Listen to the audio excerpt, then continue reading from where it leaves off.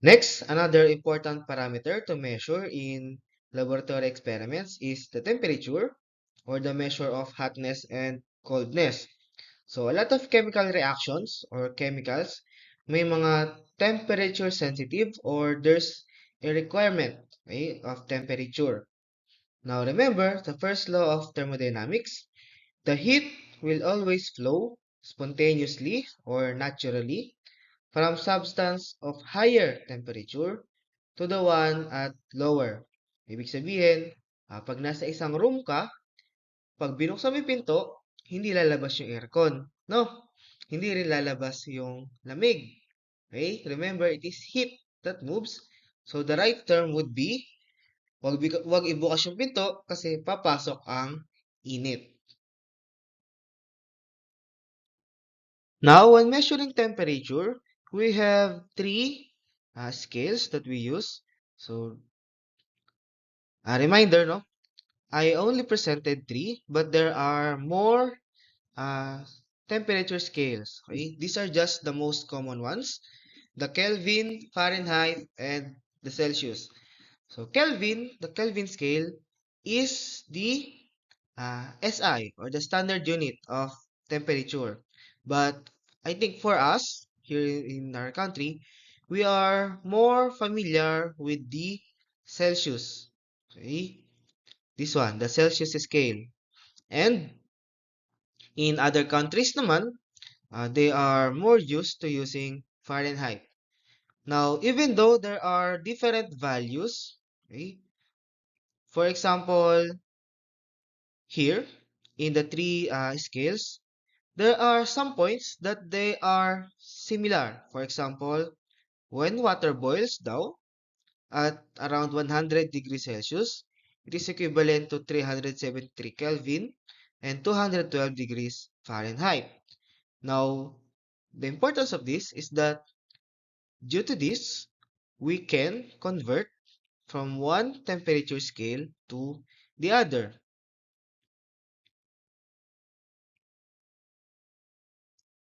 And to convert temperatures, we can use these formulas.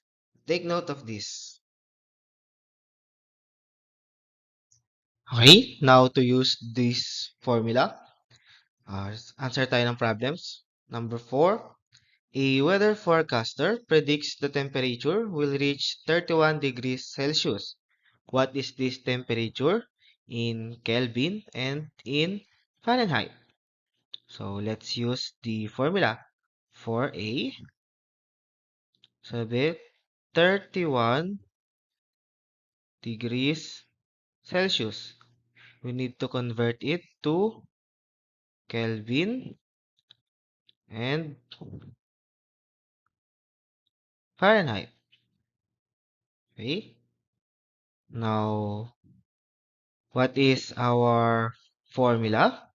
Remember, to convert to Kelvin from the Celsius, our formula is the degrees Celsius plus the 273.15.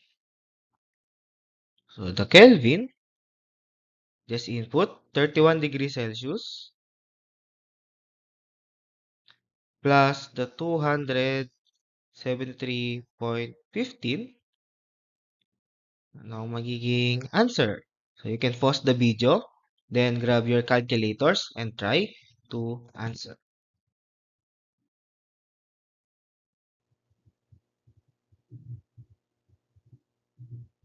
Oh, kung nagawa niyo na, let's see. So 31 plus 273.15 should be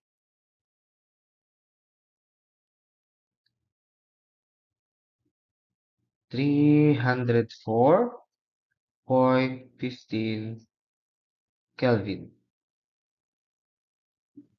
Okay. For letter B, let's do the letter B. So the 31 degrees Celsius convert to Fahrenheit.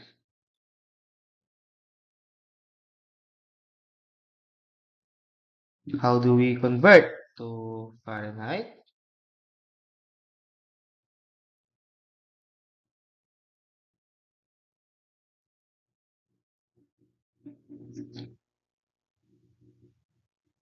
We can use again the formula, the degrees Fahrenheit, right, is equal to 1.8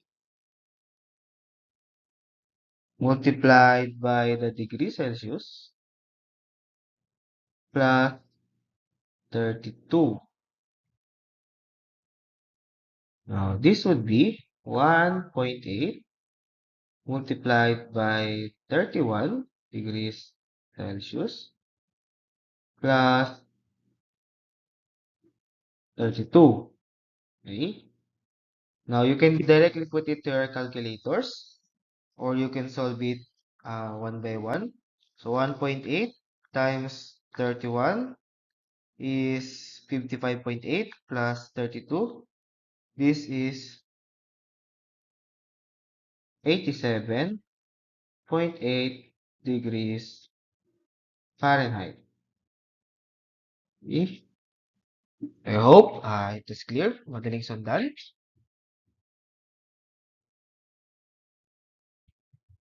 Okay, next problem. Ethylene glycol, the major ingredient in antifreeze, freezes at negative 11.5. Okay. What are the freezing point in Kelvin and Fahrenheit? So let's use the formula again. For Kelvin, we have the degrees Celsius plus 273.15.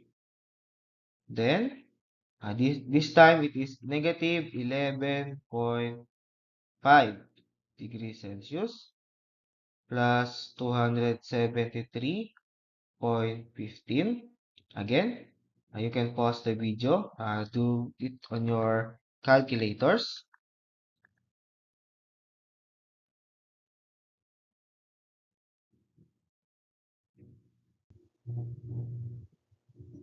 So your answer should be 261.65 Kelvin. Okay, so always account for the sign if there is any. So remember, Celsius and Kelvin could be negative, right? But there should be no, Celsius and Fahrenheit should be, can be negative, but there should be no negative Kelvin, okay? So to convert negative 11.5 to Fahrenheit. So again, the formula for Fahrenheit should be 1.8 degrees Celsius plus 32. Okay? So this is 1.8 multiplied by negative 11.5 degrees Celsius plus 32. So this time, the answer would be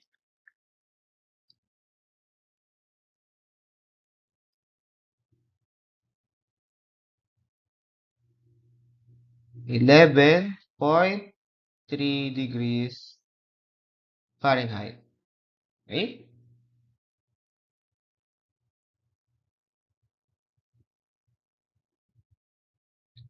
Okay, next for our next problem for temperature.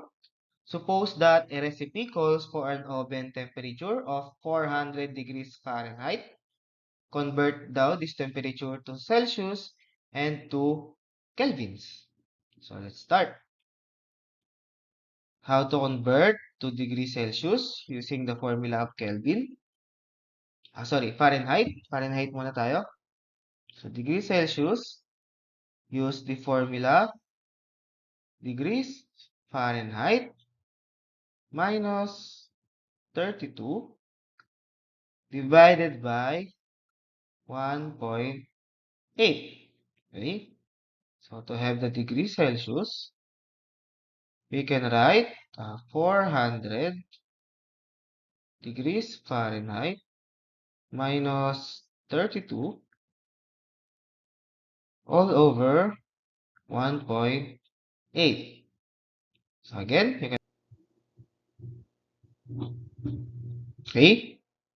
So to answer, degree Celsius is equal to 204.44 degrees Celsius.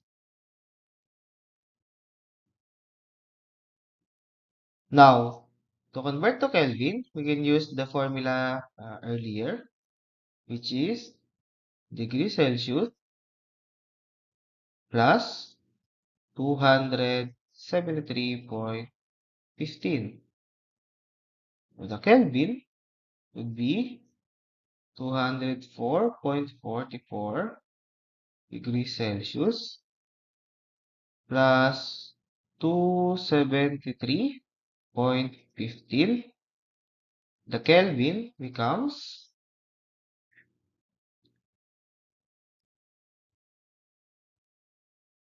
477.59 kelvins. Okay, so just remember the formula. Again, it's not hard to use. Okay, it's just simple addition. Sorry, multiplication and division. Okay,